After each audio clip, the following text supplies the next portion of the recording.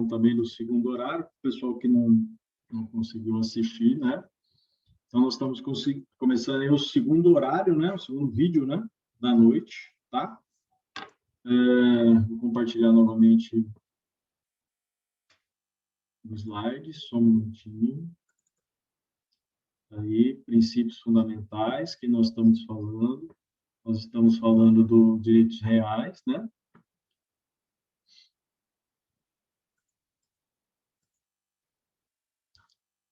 Vou admitir todos. Alice, Fábio.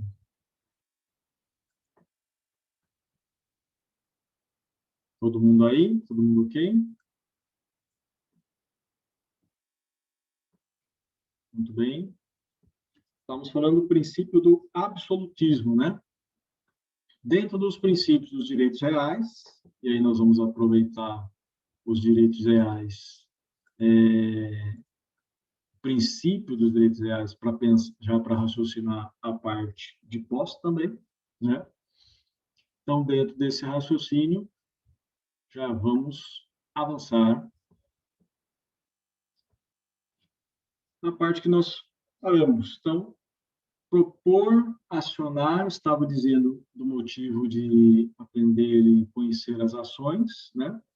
As ações que vão tratar de direito de propriedade, de próximo, de integrar, reivindicar, e a base de toda é a ideia, registrar o bem imóvel e a questão da tradição que nós estudamos lá atrás, quando falamos do direito de obrigação, tá?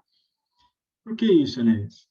Porque se você não registrar, né, nós veremos que você não vai conseguir, por exemplo, ter a propriedade propriamente dita, principalmente na questão do bem imóvel, né? Então, Farias, Chaves, Rosenval traz lá o conceito do princípio do absolutismo dos direitos reais, né? Poder jurídico, pois concede ao seu titular verdadeira dominação sobre o objeto. É o poder de agir que nós estamos falando, né? Então, se alguém foi lá e retirou as cercas, né, que estavam lá na fazenda, no sítio, e invadiu, esbulhou a minha área, está lá dentro, eu vou buscar, como proprietário, reivindicá-la, né? Se ele criou lá, ou ele está invadindo, entrando, vai lá, desmata, sai, eu sei quem o faz, né?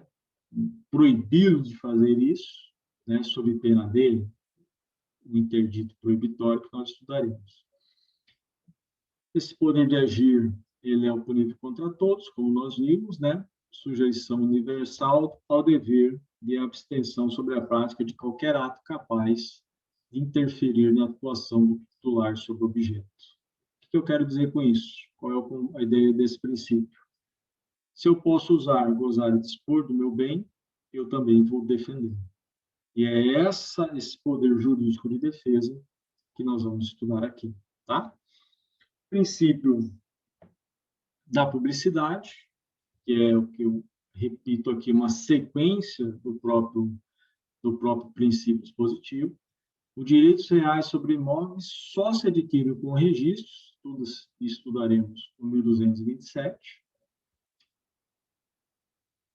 E também ele é repetido lá no artigo 43, 47, que a gente vai fazer do Código Civil. Se for móveis, a tradição, né? Tradição, a gente pensa muito na questão dos veículos, né? Dos móveis, né? Mas depois veremos também dos semoventes. O registro e a tradição atuam como meio de publicidade do direito real. O que é isso na prática? Vamos lá. Se eu perguntar para você agora, você tem posse ou propriedade onde você está? Oi, Inês, eu tenho propriedade. Como é que você prova essa propriedade? Ah, eu tenho matrícula do imóvel. Perfeito. Matrícula do imóvel, está registrado. Esse é o registro, né, em cartório que nós falamos. Ah, Inês, eu tenho posse. E a minha posse é como? É uma posse. Mas vamos ver, não vou nem entrar em detalhes de boa-fé, mas não é isso. Eu quero saber qual é o tipo de posse. Ah, eu sou possuidor direto, estou dentro de um imóvel locado, sou locatário. Veja como existe uma relação contratual, locação, né? É uma relação de contrato obrigacional entre pessoas. Existe alguém que é o proprietário, e aí vem o direito das coisas, ele é o locador, e existe você, muitas vezes, que está aí, né? Você falou, tem a posse direta, o locador, o proprietário, e o locatário, o possuidor direto, né? E será que esse possuidor direto ele pode defender essa posse? Viajou, tirou férias, por mais que muitos não, né, viajaram, da PAN, enfim, e você retornou e tinha alguém dentro do imóvel. Você pode defender a sua posse? O proprietário pode defender a sua propriedade? Os dois podem defender, né? É isso que nós estamos pensando aqui.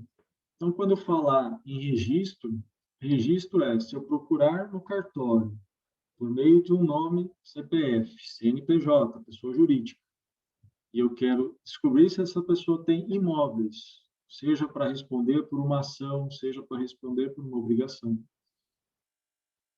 seja para fazer também uma negociação, né? Uma compra e venda. Eu posso pesquisar no cartório, eu saberei se ela é proprietária ou não. Se aquele imóvel tem alguma restrição legal. E o veículo? Como é que a gente faz? Veículo é a tradição, é a entrega do bem. Né, mas para saber se ele tem posse de propriedade, como é que eu faço? Bom, a gente vai olhar o documento do veículo. Mas eu fiz a venda há 10 anos atrás e não fiz a transferência. Por isso que está, né, sempre orientado, quando fazer a venda, no cartório, tirar uma cópia daquela transferência que você fez, levar junto ao órgão de trânsito para fazer a transferência administrativa. Mas por quê? Porque senão depois você estará sendo acionado, não só por multas, mas por todo, né, o ocorrido que foi ocasionado por aquele veículo, né? Pode ter ocasionado, por exemplo, uma morte, uma sequela, e a responsabilidade recai sobre você, né? E você ter que provar que já tenha feito a transição, que era a entrega daquele bem, mas não tinha até então feito a transferência, vamos dizer assim, administrativa. Até você discutir tudo isso, você já está dentro de uma ação, você já é um polo passivo de uma relação judicial, você poderá estar ali no litisconsórcio, nós vamos pensar nessa ideia de litisconsórcio, mais de um polo ativo, mais de um polo passivo, no caso aí, e aí vai nos dar trabalho, mas vamos ter defesa, e a defesa está dentro da tradição do bem bom. Então, isso que é útil para nós. Entender o que é o princípio da publicidade, às vezes você fala, o que é isso? Eu estou dando publicidade, visibilidade a quê? Estou dando visibilidade a terceiros, quem está de fora, que daquele bem que está sobre a minha posse ou propriedade, é de fulano, é do Enéas, é do Francisco, e é daquele que está ali registrado ou cuja tradição foi realizada. Essa é a ideia aqui de publicidade, tá? E é importante muito. Se eu posso avançar com isso aqui para dentro do processo civil e falar em fraude contra credores, fraude à execução, desconsideração de personalidade jurídica, desconsideração inversa, isso aqui é uma base importante. Anote esses artigos, tá? 1227 é importantíssimo, tá? 1226 também, para a parte da tradição. Questões objetivas, né? São sempre bem-vindas aí também na hora da resolução de casos, né? Mas a ideia principal é essa, tá? Coloquei aí na sequência da publicidade, né? Então, não há direitos reais secretos, uma vez que eu tenho que ter essa divulgação. É imprescindível contra todos, né? Que queiram usar ou usar da coisa. É instrumentalizada por meio do registro, como eu disse, né? Dos imóveis e por meio da tradição. Próximo princípio, cujo nome também é interessantíssimo, tá? E aí, logicamente, que eu poderia fazer um paralelo com outras áreas do direito, né? Boa noite, eu não estava olhando aqui, agora que eu vi o chat, boa noite. depois eu vou deixar aqui o chat aberto para poder olhar. Também serão gravadas? Sim, Marcelo. Todas gravadas e disponibilizadas durante a semana, tá? Fique tranquilo aí. No final de hoje, né, do nosso horário, a gente tem 2 gravações, sempre da noite. Porque o Zoom ele é 30 minutos no máximo, né?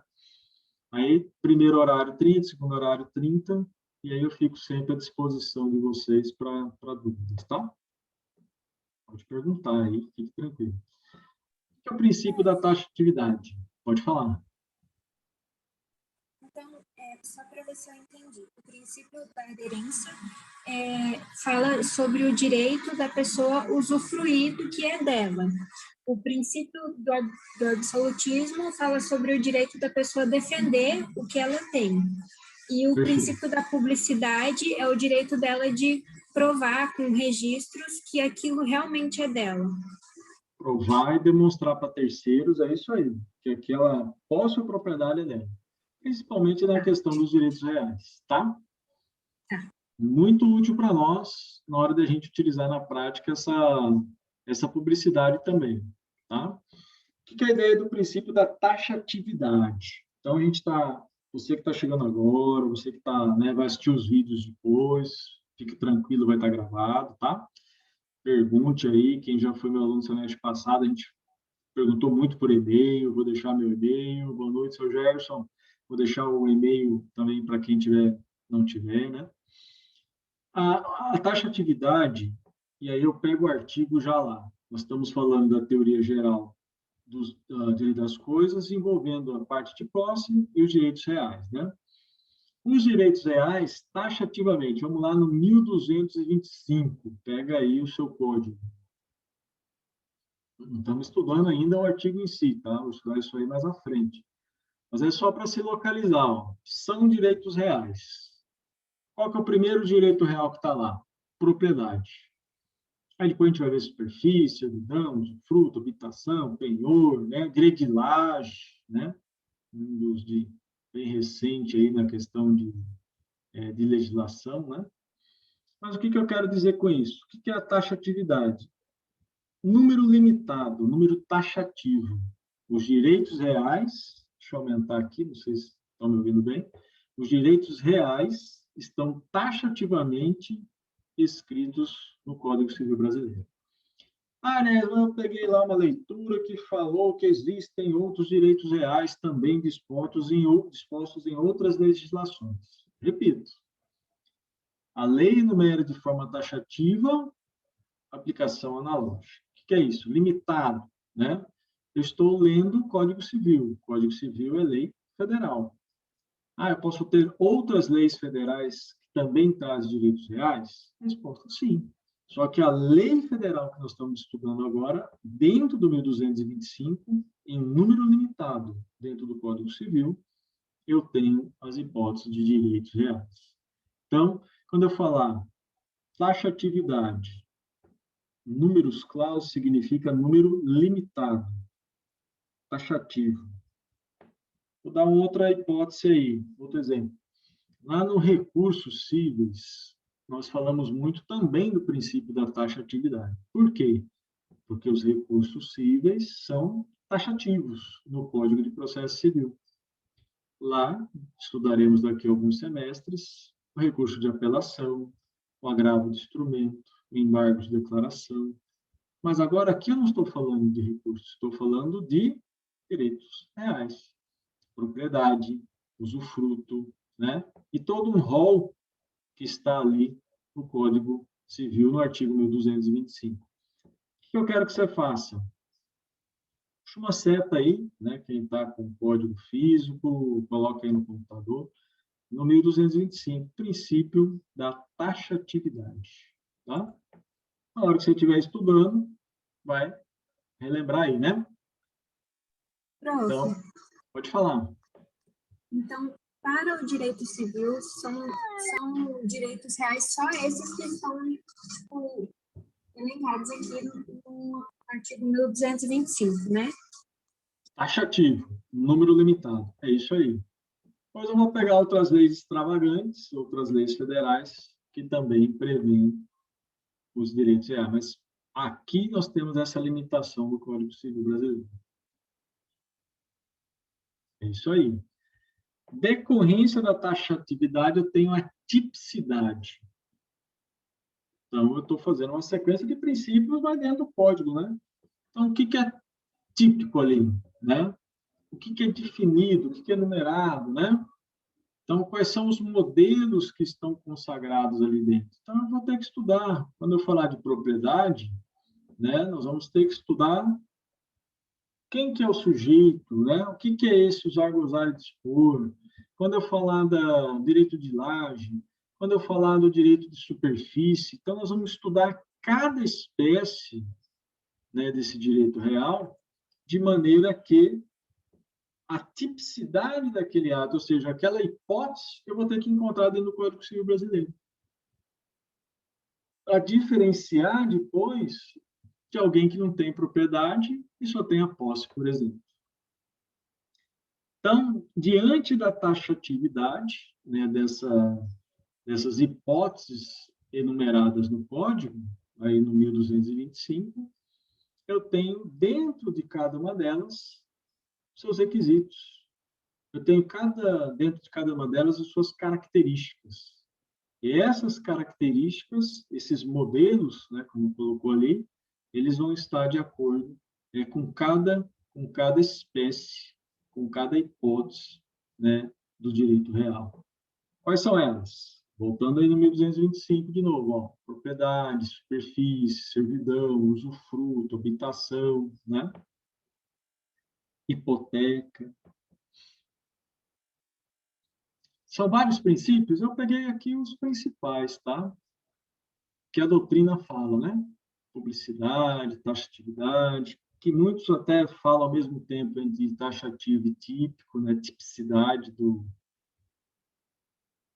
direito real. Princípio da exclusividade. O que é isso? Não pode haver dois direitos reais de igual conteúdo sobre a mesma coisa. Duas pessoas não podem ocupar o mesmo espaço jurídico. Ah, Inês, mas eu posso ter um condomínio? Calma que a gente vai ver. Quem mora em prédio aí, horizontal, vertical, né? Em condomínios, na verdade, horizontal, vertical, ele vai saber que ele tem a sua porção lá. Né? Se é proprietário ou se está como possuidor direto, vai receber lá, né? A cobrança já, por exemplo, do imposto, né? O imposto sobre propriedade, que é o IPTU, não é isso? Que é o imposto sobre o quê? Sobre a propriedade ali, né? Mas quem tem também a posse, muitos contratos de locação traz possuidor direto como responsável, locatário, né? Não é possível instalar esse direito real onde outro já existe, né? Então, se eu tenho propriedade sobre um determinado bem, aliás, mas aqui em Mato Grosso, já ouvi falar muito, né? Abrindo aí para a prática, sobre uma área existem vários, né? Um verdadeiro edifício, né? De títulos, né? Sobre determinada área. Sim, mas isso não é regular. Tanto é que você precisa vir judicializar, né? Para você ver quem é que tem ali, né? A propriedade e quem é que está só com a posse. Ou discutir dentro daquela relação ali, muitas das vezes, a propriedade.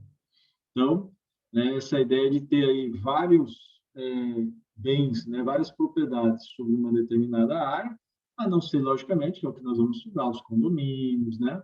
Nós vamos ter lá várias limitações, mas nunca sobre determinado bem, né?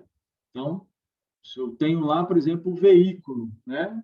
Ah, mas quem é o proprietário daquele veículo, né? Um bem móvel lá. Então, eu vou lá e vou verificar o documento, né, daquele veículo, né? Ah, mas ele tem a propriedade, né? Mas a propriedade já foi transferida por meio da tradição. Opa, quem é que fez a aquisição, né, daquele bem, né? Então, exclusividade, que eu quero nesse ponto aí que você entenda. Então, toda vez que a gente discutir, né, os direitos reais, logo à frente for falado muito, a gente vai falar sobre propriedade, Lembre-se, então, que regra a gente não vai ter sobre o mesmo bem, né, dois direitos reais com a mesma titularidade ali, com a mesma tipicidade, com a mesma característica. Quando isso acontecer, né, a gente vai ver que existem aí as porções de cada titularidade, como é o caso do condomínio lá, onde eu consigo sim dizer, dentro de cada espaço, quem é de cada porção, quem é o proprietário, tá? Nessa sequência de princípios na teoria geral das coisas, nós temos aí o princípio do desmembramento, né? O que é isso, Enéas? Muitas das vezes, nós vamos pegar lá, dentro dos direitos reais, por exemplo, a questão do usufruto. Mas o usufruto é um direito real? Sim, mas ele foi desmembrado, né, de um direito matriz. Mas, então, aí eu vou ter propriedade e eu vou ter o usufrutuário. Sim, mas o usufruto é, vamos dizer assim, também um direito real que permite àquele usufrutuário em decorrência do contrato de usufruto, né? Logicamente, com a morte daquele que utiliza, o usufrutuário, retorna ao seu estado quo de propriedade, né? Eu escuto muito isso, né? Às vezes as pessoas perguntam, falam, né, eu deixei lá com usufruto, né, dos filhos, enquanto eu estiver vivo, e depois, né, falecer, eles são os sucessores aí, né? Então a gente vai diferenciar bem isso, né? Então, dentro da matrícula do bem, esse registro, né, alguns colocam uma averbação, desses direitos reais, como é o caso também do usufruto, tá? Então, é muito comum isso hoje em dia, né? A gente ouve muito falar aí, enquanto eu viver, eu deixei lá o usufruto dos meus filhos, etc e tal, né? Até haver a sucessão legal. Só vou voltar um pouquinho, tá? A gente está fazendo aí a segunda gravação, e a ideia, neste momento, são princípios de direitos reais, tá? Aderência, absolutismo, essa defesa contra todos, né? Muito bem pautada pela colega agora há pouco, de agir, né? E aí eu vou discutir depois as ações com vocês, um pouquinho lá do direito processual civil, publicidade, visibilidade, né? Essa ideia de terceiros terem conhecimento se você tem realmente essa propriedade, a limitação, né, da taxatividade das hipóteses, número 225 do Código Civil, termo em latim, numerus clausus, número limitado, as características de cada direito real típico, né, tipicidade daquele direito consagrado dentro de cada hipótese, essa ideia da exclusividade para que não haja mais de um direito real sobre aquele bem, o desmembramento, né, sempre com um direito matriz, e que pode ocorrer né, essa envoltura, vamos dizer assim, esse deslocar daquele direito real para, para um terceiro, né? E aí a gente coloca sempre aí a questão do usufruto também, que a gente vai relembrar. Ainda dentro desse... Professor, Pode falar. eu não sei se eu entendi muito bem esse princípio do desmembramento, mas eu vou falar do que eu entendi. Então, ele basicamente é o direito que você tem de separar o direito da posse e da propriedade, é isso? Até complementando, vou até aumentar aqui um pouquinho, complementando o seu raciocínio. Alguns doutrinadores chamam esse desmembramento de elasticidade, tá? Às vezes você vai encontrar esse termo aí na doutrina. Princípio da elasticidade. O que é isso? O proprietário tem uma prerrogativa dentro dos seus poderes, ele pode desdobrá-los, passando para mãos de outros o direito de utilizar, o direito de fluir, o direito, né, de dispor permanece com o proprietário. Vamos voltar aqui na questão lá da locação. Eu sou proprietário, locador, e tenho um locatário. Eu posso passar a ele o poder de utilizar, de fluir do meu bem. Posso ou não posso? Eu posso ter esse poder, eu vou estendê-lo e desmembrá-lo para o locatário. Mas quem pode vender disposto sou eu. Utilizar, que aqui está como jus, utende, né, ou fluir, isso eu posso desmembrar para terceiros. Entendeu aí o raciocínio? Desmembrar ou elasticidade do meu poder. Ah, terminou Então, aí. Pode falar. Então, basicamente, a capacidade de tipo, você estender alguns dos seus direitos para outra pessoa poder também usufruir. Perfeito. Elasticidade e desmembramento são os termos utilizados aí. Dentro da teoria geral, tem muitos princípios, né, que a gente, eu peguei alguns aí que são da maioria da doutrina, e também existem algumas terminologias, né, que aí vai ter a questão do direito das obrigações, né, obrigações propter rem, o que é isso, né? O que é uma obrigação propter rem? Isso é um termo que vocês vão ouvir muito, tá? Recaem por força de um direito real. Obrigação propter rem recai sobre a pessoa por força de determinado direito real. Vou pegar um caso bem simples, né? Quando a gente vê uma infração, uma multa, né? Uma multa ambiental, por exemplo. Aí ele fala assim, olha, mas quem é o proprietário disso aqui? Bom, o proprietário sou eu. Tá, mas a responsabilidade pelo que aconteceu, né? Eu sou o proprietário atual, mas o proprietário, à época do fato, né, do desmatamento ilegal, era o seu Raimundo. Eu adquiri a propriedade recentemente. Certo, mas aconteceu aquele desmatamento legal lá, há 5, 6 anos atrás, e essa responsabilidade você está sendo acionado. Aí você vai dizer assim, mas espera aí, eu tenho hoje a propriedade, mas à época dos fatos, quem era o proprietário era o seu Raimundo.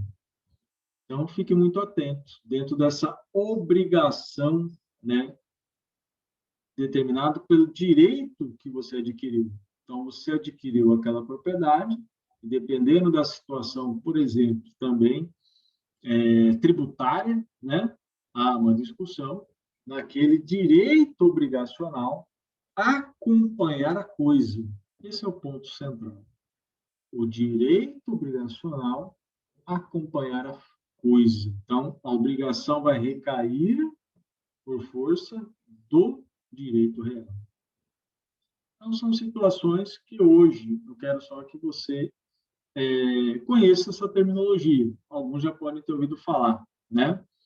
A palavra propter rem, nós estamos colocando como obrigação desse direito real, em decorrência, né, do direito à lei, vou colocar aí, direito de propriedade, por exemplo. Só existe razão jurídica do titular do domínio ou do detentor. Obrigação imposta aos proprietários e inquilinos de um prédio de não prejudicar a segurança, o sossego, a saúde dos vizinhos. O que é isso? Ah, se eu sou locatário daquele bem, eu sou um detentor direto, eu não estou nem aí, vou fazer bagunça lá no prédio, não vou respeitar. Quem tem que, desculpa, respeitar é o proprietário. Eu sou só o locatário. Por que não é real e não é verdade essa afirmação? Porque não é porque você não é proprietário, mas a obrigação recai sobre aquele bem. Ou seja, se você está, né, a posse direta está lá por aquele bem, você tem que respeitar todas as obrigações em decorrência daquele direito real. E uma dessas obrigações, no caso aí do direito de vizinhança, é manter segurança, saúde, né, dos seus vizinhos, que nós vamos estudar lá também no direito de vizinhança.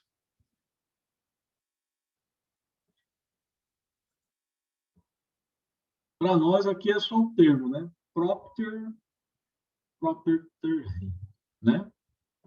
Chamadas de ambulatórias, por alguns doutrinadores. Acompanha a coisa, independente de quem seja o proprietário. O devedor de uma obrigação, nesse caso, não se obriga por sua vontade, mas sim por ser proprietário de um bem. Então, você não vai se eximir, né, vamos dizer assim, da obrigação, dizendo assim, mas eu não sou proprietário, eu sou só, né, vamos dizer, o possuidor direto, né? Eu só posso usar, né? Usar, mas eu não posso dispor, não tenho propriedade. Sim, mas por estar na posse, a obrigação existe, tá? Geralmente eu faço um grande apanhado, vamos dizer assim, de tempos em tempos, né? No debate, para dar uma resumida. Então, o que é o conceito ali, utilizando o Anderson Schreiber, utilizando o Carlos Roberto, utilizando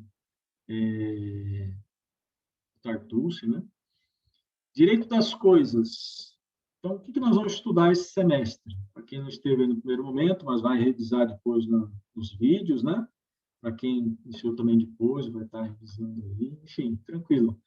Direito das coisas é um complexo de normas reguladores das relações concernente aos bens corpóreos suscetíveis de serem apropriados pelo homem. O que é isso, Enéas? Nós vamos discutir bem específico, posse, e nós vamos discutir direitos reais, com ênfase no direito de propriedade, sem esquecer os demais, tá? Que são objetos, que são bens suscetíveis de apropriação, né? Código Civil, dividido em duas partes, como nós vimos, posse e direitos reais, dedicando nessa última título específico à propriedade, cada um de seus desmembramentos, tá? Direito real, esse poder jurídico é direto e imediato sobre a coisa, com exclusividade contra todos.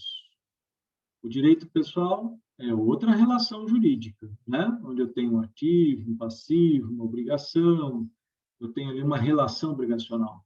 Aqui eu tenho poder sobre um determinado, eu vou usar a palavra bem, né? Sobre uma determinada coisa, né? Pensamos já aqui diferenciar, né, os direitos reais dos direitos pessoais. Nós utilizamos essa teoria dualística, que é a clássica, né? A questão dos princípios, né? Princípio da especialização, aderência, esse vínculo sujeito e coisa. Princípio do absolutismo, né? Os direitos reais podem ser definidos contra todos, exceto homens, né? Quem molestar, esbulhar, né? Perturbar a minha posse ou propriedade.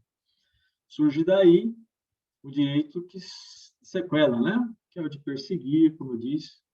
Princípio da publicidade, essa visibilidade a terceiros, né? O registro do imóvel, tradição do imóvel, taxativo, números clausurado, limitado ali, no Código Civil, os direitos reais, como nós veremos, né? Essa tipificação, né? Esses requisitos, esses tipos, né? Direito de laço, direito de vizinhança, direito de superfícies, né? A ideia dessa perpetuidade, exclusividade, não pode haver dois direitos de igual conteúdo sobre a mesma coisa, o desmembramento, essa elasticidade do poder do direito de propriedade, por exemplo, que é um direito real, são alguns princípios que nós pensamos, alguns dentro de um emaranhado aí de princípios que a doutrina traz. Gostaria de avançar um pouquinho mais, né? Está fechando daqui a pouco esse segundo tempo, né? Mas eu gostaria de avançar um pouquinho mais para deixar vocês, vou deixar esse conteúdo já lá com a sequência de slides, já vou deixar também durante a semana uma leitura básica do Anderson Schreiber, tá bom? Já vou deixar para vocês, possivelmente, a leitura básica do Anderson Schreiber e já vou ver depois um texto para leitura complementar, né? Para vocês irem desenvolvendo aí o raciocínio já para a próxima aula nossa, né? Na próxima aula aí muito mais tranquilo, você já vai ter uma base, perguntas eu já vou discutir no primeiro momento, né, como eu tenho feito no último semestre. Então, já inicio a aula vendo dúvida, questionamento, já faço aquele feedback rápido, entro no tema, gostaria de prepará-los para esse tema, né? Então, qual que é o fundamento? Falando só de posse, vamos, que a gente viu até agora lá de princípios, terminologias, é uma parte de teoria geral. O que é posse, né? O que fundamenta a posse? Eu quero que vocês comecem já a pensar, né, nesse o titular defender o seu direito, né, a inércia, né, da posição do possuidor. O verdadeiro titular não se conforma e exige a entrega da coisa. Vamos pensar em algo que é muito falado aí no, né, que será objeto de estudo também, chamado uso capião, né? Uso capião, por favor, né? Olha lá. Quero que você já se prepare para esse conceito, os poderes, né, de posse, e aí eu vou utilizar um pouquinho lá dos requisitos da propriedade, né, usar, gozar, dispor. Quero que você pesquise esses termos, jus possidência, direito de posse, né, titulada ou não titulada, mas principalmente duas teorias que eu gostaria que vocês pesquisassem para a próxima aula, esses últimos minutinhos aqui dessa gravação. Teoria subjetiva, um alemão que alguns chamam, eu mesmo chamei por muitos tempos de Savigny, né? Aí na aula do mestrado o professor chamou de Savigny. Savigny por quê? Frederic Carl von Savigny, né? Aí ele falou, é alemão, né? Na Alemanha. A maioria fala Savigny. Qual é a teoria dele na questão de posse, né? O que ele entende como posse? O que é o corpus, sua detenção física, né? O ânimo de ser proprietário. Por que prevalece para nós não a teoria de Savigny, mas a teoria